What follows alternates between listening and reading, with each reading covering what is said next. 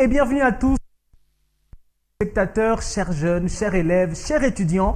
Vous êtes en train de nous suivre. Voici pour vous Français Magazine, une émission en format court dédiée essentiellement à l'éducation et à l'apprentissage de la langue française. Une émission en format court qui va vous intéresser énormément. Je suis là, comme vous le savez, à la présentation. N'hésitez pas à vous abonner si vous n'êtes pas encore abonné à cette émission. Laissez-moi un pouce bleu, ça me fera énormément plaisir. Français Magazine est une émission qui vous accompagne dans la rédaction, dans l'apprentissage global et général de la langue française en seulement 15 minutes.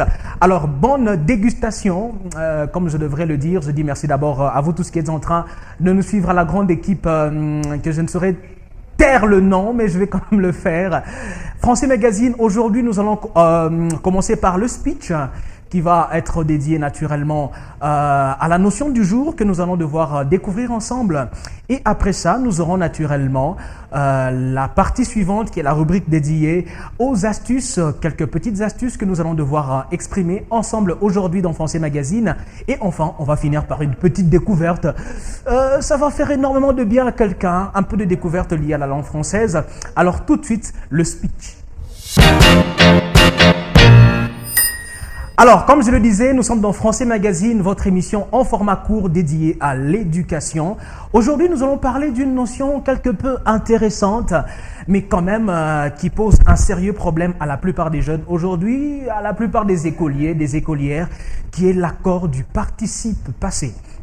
Déjà, il faut commencer par savoir que le participe, c'est un temps composé dans la conjugaison française et qui plus est, inclut naturellement un verbe conjugué à un temps passé, naturellement. Alors, aujourd'hui, nous allons maîtriser simplement les trois principes liés à l'accord du participe passé.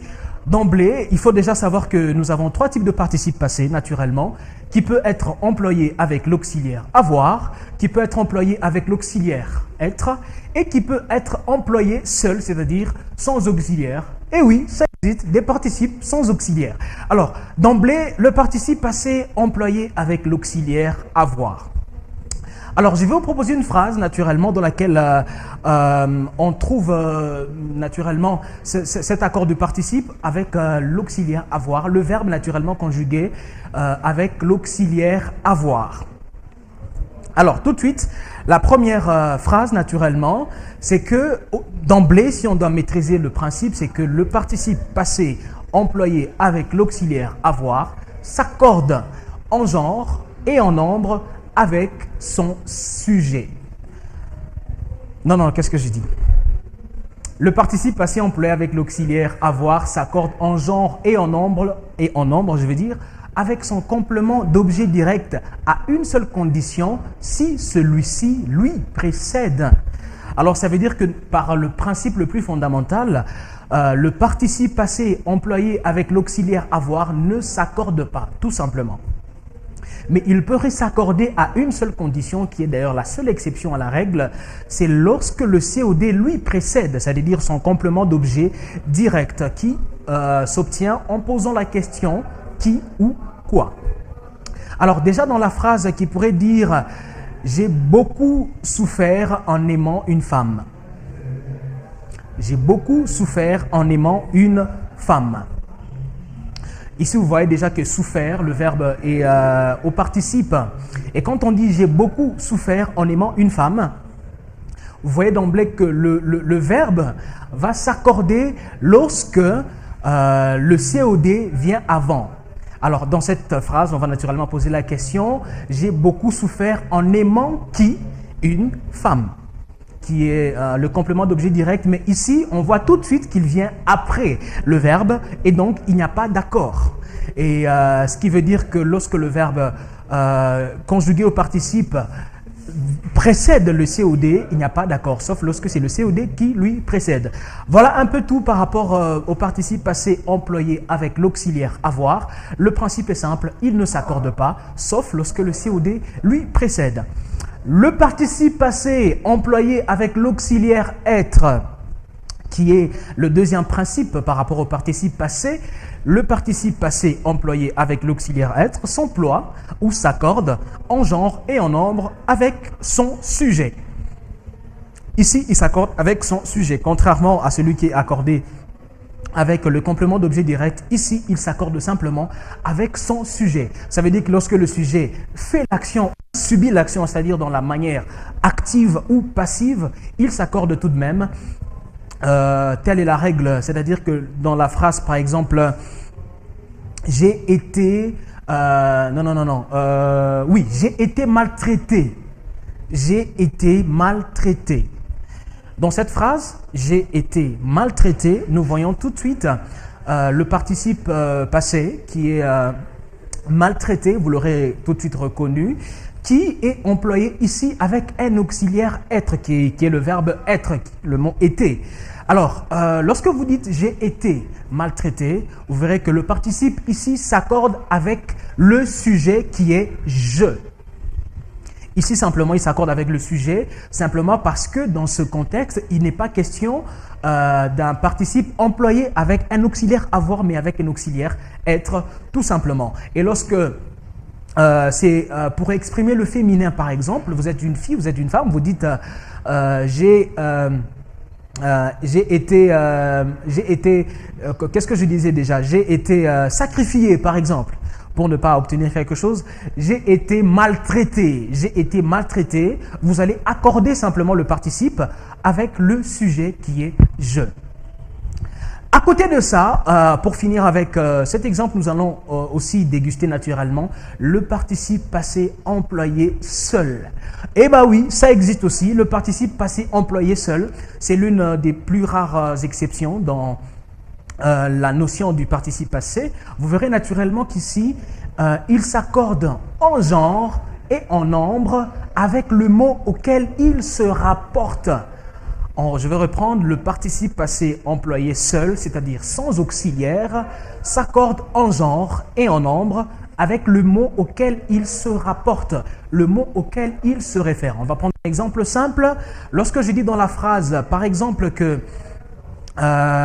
une matinée bénie, une matinée bénie, ou on pourrait dire une matinée arrosée, une matinée arrosée, vous voyez qu'il y a quand même le participe ici qui est arrosé, qui est employé sans auxiliaire. Quand je dis une matinée arrosée, vous remarquez déjà vous-même qu'il n'y a pas de verbe dans cette phrase, mais qui implique quand même un participe passé ici qui est employé seul, c'est-à-dire le verbe arroser ici n'a pas de COD, n'a pas naturellement de sujet. Une matinée arrosée, c'est-à-dire que arroser va s'accorder en genre et en nombre avec le mot auquel il se rapporte. Et le mot auquel il se rapporte ici est le mot matinée. Alors, puisque matinée est déjà dans cette phrase féminin singulier, naturellement, le mot arrosé va naturellement prendre la nature et le genre du mot auquel il se rapporte. Voilà tout du principe fondamental, des trois principes principaux, je vais dire, dans l'accord du participe passé. Je veux réitérer, nous avons parlé du participe passé employé avec l'auxiliaire avoir, qui s'accorde en genre et en nombre avec son COD si celui-ci lui précède. Nous avons le participe passé employé avec l'auxiliaire être, qui s'accorde en genre et en nombre avec son sujet. Et enfin, nous avons vu le participe passé employé seul, c'est-à-dire sans auxiliaire. Il s'accorde en genre et en nombre avec le mot auquel il se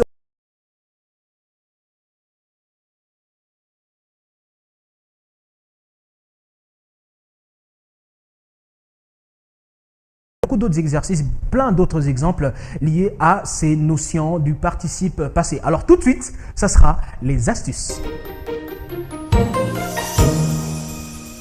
Alors, comme astuce du jour, on va un peu relayer quelque chose, certains petits mots du vocabulaire français. L'astuce du jour va simplement nous permettre d'éviter de toujours ajouter l'adverbe de quantité très à certains mots que nous désirons exprimer. C'est-à-dire, au lieu de tout le temps dire très fatigué, très ému, très aimant, très agréable, très motivant, en mettant toujours très au début, c'est bien d'un point de vue de la grammaire, c'est pas fauché, c'est pas une erreur, mais d'un point de vue linguistique, d'un point de vue d'un français accrocheur, c'est un peu déconseillé ou c'est pas du tout recommandé. Alors nous allons voir tout de suite les quelques petites astuces liées à ça. Alors, on va voir 10 exemples naturellement qui vont vous permettre d'éviter de toujours dire très fatigué, très laid, très hideux, très aimant, très poli, en évitant certaines locutions naturellement.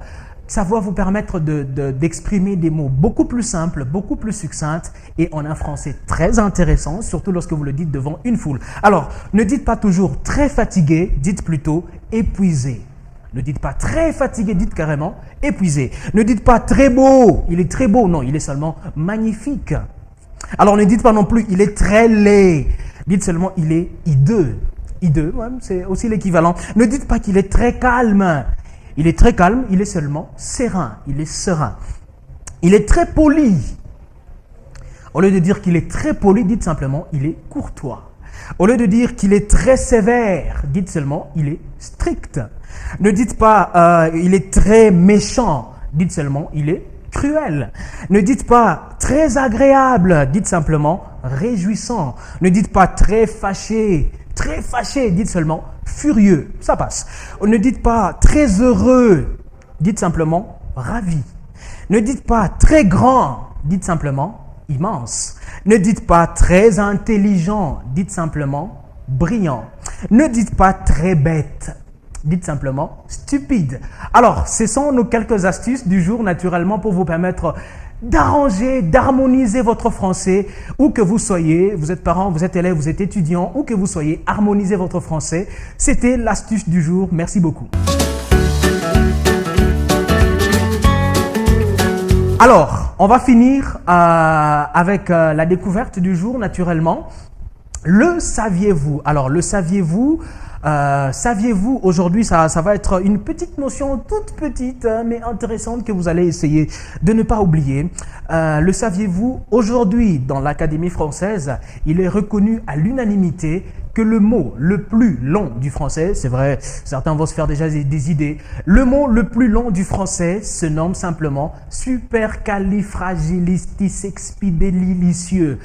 Ouais, je sais, ça froisse un peu la mâchoire quand on veut prononcer. Et puis, je suis sûr que si je vous demande de répéter, vous allez répéter un peu dans votre langue maternelle. Donc, je vais me réserver ce droit moi-même. Supercalifragilisticexpialidocieux. Voilà le mot le plus long du français qui signifie simplement magnifique, extravagant, super, waouh. Merci beaucoup à vous, merci fidèles téléspectateurs, à vous tous qui êtes branchés pour suivre Français Magazine, votre émission éducative en format court. Je suis Eli Bankala. N'oubliez pas de liker, n'oubliez pas de laisser vos commentaires et de nous dire quelles sont vos difficultés dans la langue française. Merci beaucoup à vous. Je remercie la grande équipe qui m'a accompagné. Je remercie David qui a fait en sorte que je sois assez mignon devant vos caméras. Je remercie toute la grande équipe et moi je vous dis au revoir et à la prochaine.